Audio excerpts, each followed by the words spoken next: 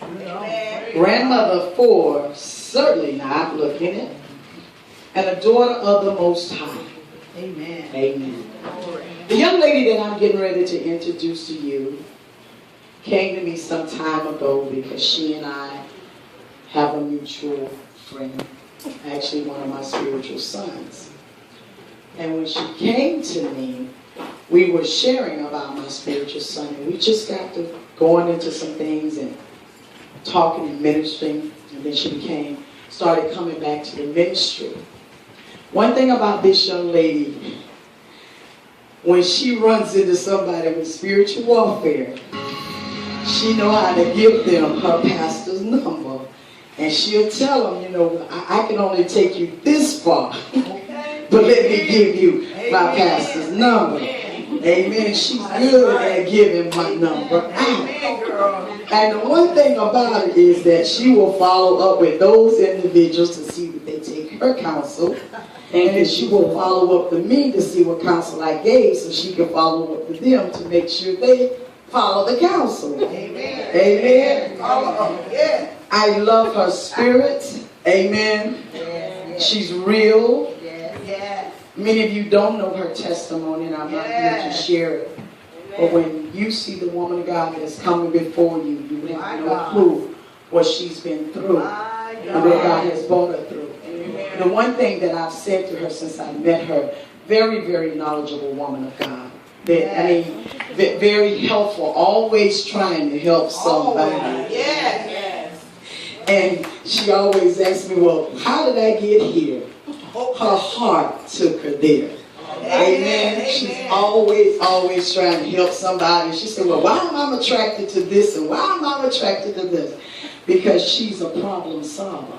Amen. And God don't send anyone or any situation into your life that it does not become your assignment. Did y'all hear that? Amen. And so she has had many assignments since I have met her. But I'm grateful today to be able to introduce to some and present to others none other than our own Minister Precious SWAIN. Come on, stand to your feet. Thank you, woman of God. Hallelujah. Thank you. Amen. We're going to have some voices of Judah to give one more song. You got a song with her. Well, you know what? She got a song. Come on. Woman of God. I ran a long time. Hallelujah. I hid a long time. But when I decided to go forward, I leaped. Amen. I either was going to do it or I wasn't. Amen. And so that is my song of testimony. I didn't ease in. I either was out or I was in. So when I was out, I was all the way out, hiding behind the bush, hiding under the bed, and when I decided to do it, I leaped into my destiny. And God has not failed me. Lord. Amen. Today we're going to talk about the storm. We all can identify with the storm. Amen. But in Psalms 89, 8 and 9, it says to us, O Lord, God of hosts, who is mighty like you, O Lord. Your faithfulness also surrounds me. You rule the raging of the sea. When it rises, you still them.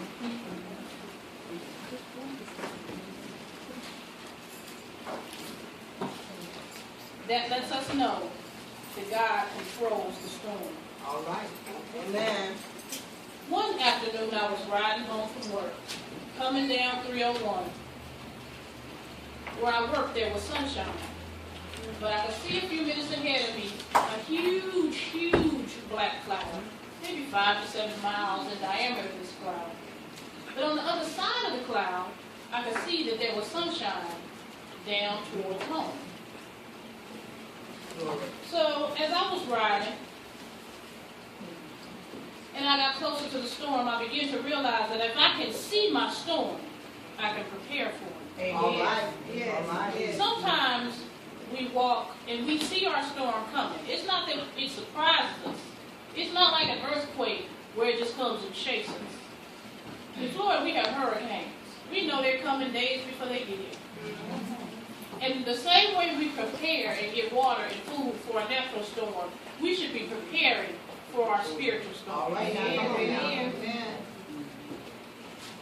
So mentally, I began to prepare myself to just keep going straight. Because if I can just keep going straight, I know I'm going to come through to the other side where I see the sunshine. Amen. That brings to mind for me that there is life after the storm. Right. Sometimes we get so caught up in the storm till we're afraid that we're not going to make it through. We think that that storm is what's going to take us out. But if we can just keep straight and know that God promised to be still the storm on our behalf, if we would just focus and pray, we can make it through to the other side of the storm. Amen.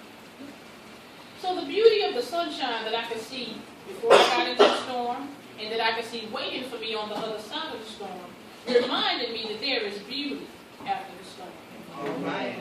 Even though the winds will blow down the trees and the power lines may go down, and you may have to sweep up the rubbish, there is beauty after the storm. Amen. So then that took me to Isaiah 4 and 6.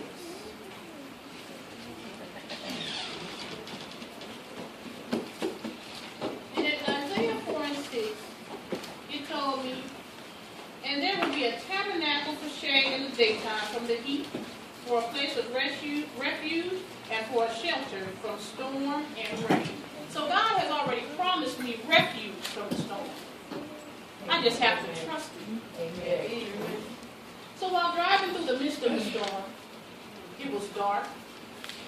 The winds were blowing, limbs were flying, trees were falling, leaves were everywhere. But the trees that did not fall swayed and danced in the wind. My God. I hear you. What that symbolized for me was beauty in the midst of the storm. Amen. Amen. They were proof that God gives strength to stand in the storm. My God. It also made me realize that we should dance and sing praises to Him even in our storm, as the trees danced and the wind sang to His glory. Right? We should do the same in the middle of the storm. We get so caught up in the storm, all we see is that the lights are off. We don't really remember that they're going to come back on when the storm is over. Right. All we see is that the food might spoil in the refrigerator. We haven't taken time to look around and see the things that is not damaged and that we still have. Amen. Glory. So the things that brought me through the storm, I came to realize was prayer.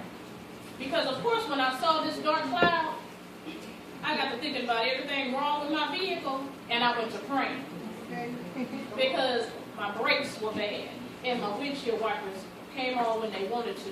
And I wasn't too sure how the ball tires was going to hold up in the wet ground. So I went to praying.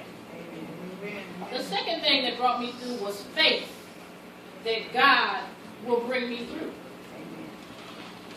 So then that took me to Psalms 107 and 29.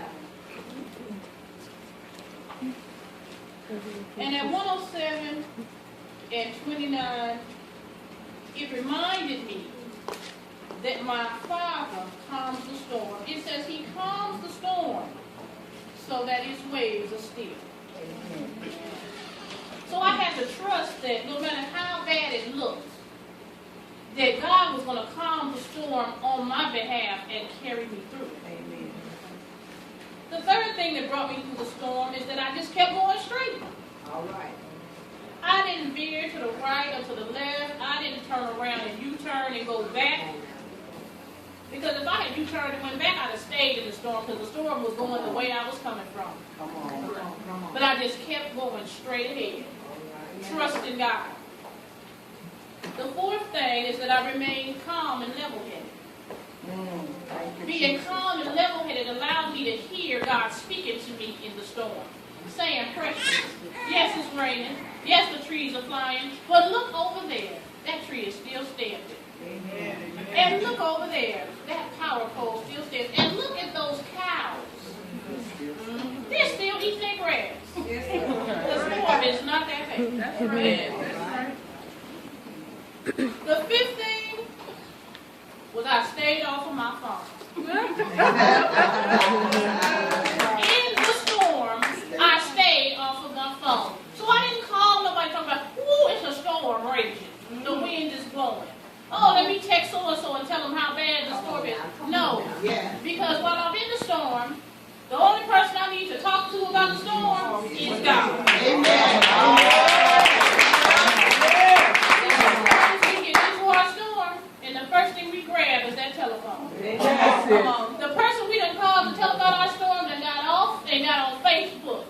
And they'll start storm to however many friends they got. They don't sit down and text chain about your storm. They done came to the job and stopped. And girl, don't you know so-and-so is in the storm. They're not sending up a flare for help for you. They're not sending the rescue crew to move the tree. They're not praying for God to guide you through. That person you done grab their phone to call, just grab their phone and call somebody else. Or worse, said, good, you get in the storm. I'm glad you get in the storm. I've been waiting for you to get in the storm. So number 5 was very important to me because not being on my phone and not sending out my text meant no distraction. My God, I hear you. Because in the storm, we don't have room for distractions. My God. In the storm, if we take our eyes off of God and the path that He's taking us on, we may fall into the sinkhole. My God. We may hydroplane in the puddle. My God. We have to stay focused and keep our minds on God during the storm. So the 6th thing that I realized is that the more the winds blew, the more I prayed. The more I prayed, the more I saw light in the darkness. My God. The more I had comfort in my spirit. Because what took away the fear of the storm was the comfort that God put in my heart. So I just encourage you all to know that storms are temporary. In all of our life, we've never seen a rainstorm last forever. We've never seen a snowstorm last forever, an earthquake, or a hurricane. Storms are temporary. We cannot let ourselves get so caught up in our storm that we don't realize that we must live through it and beyond it. But storms are good. Yes, they are. And so then you say, well, why? I lost my job, I lost my house. Yes. The storms, that wind clears away some things. My God. Because the only trees that fall are the trees that are weak because they're down. The only power lines that fall are the ones that the termites been eating away at, so they were weak. So they fell over. Because the wind can't blow down an oak tree that's in good health. The wind isn't going to blow down one of those power poles if it is brand new and fully put up. But what the wind blows away is the things that you need to clear out of your life. So you may be thinking, well, I had kids and I lost it. I had a 5-bedroom house and I lost it. I had the finest man in town and I lost him. You didn't need him.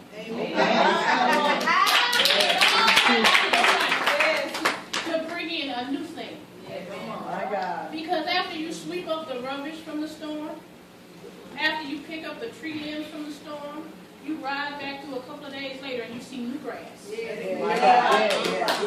You see new trees. The storm has ushered in new life and new beginnings. So you may say, well, I'm not a grass and I'm not a tree. Well, look around you and think of some of the storms you've been through. And think about where you are now compared to where you were then. Amen. See, I intentionally dressed up today. Some of you know I'm a real tomboy, but wear my jeans and my dickies and my tennis shoes unfitted. But I dressed up to signify new life. I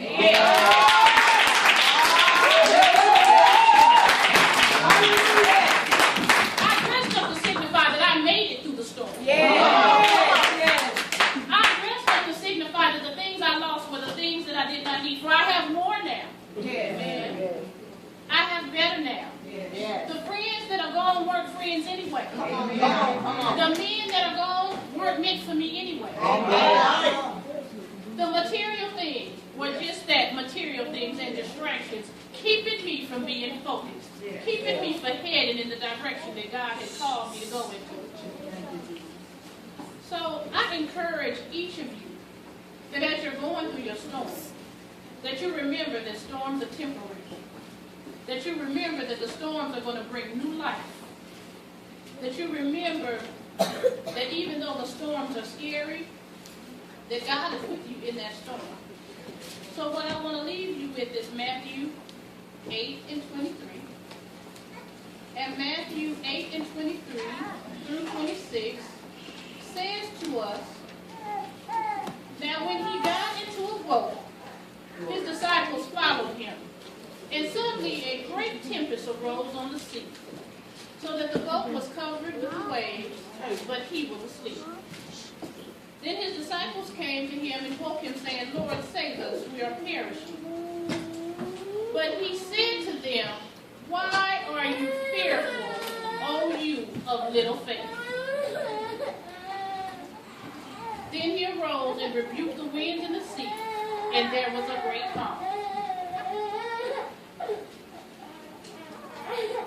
So if we keep faith, just know that he's going to calm the storm on your behalf.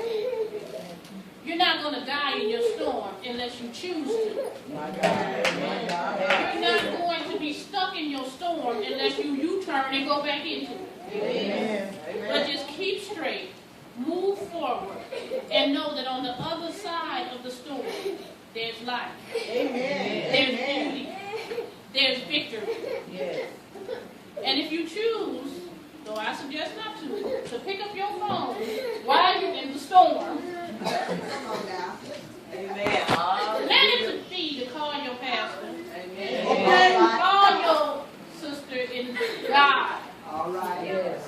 Call your brother in God. Amen. Call one of the mothers of the church that's too busy praying on our behalf to talk about it. All right. Come on. Call somebody who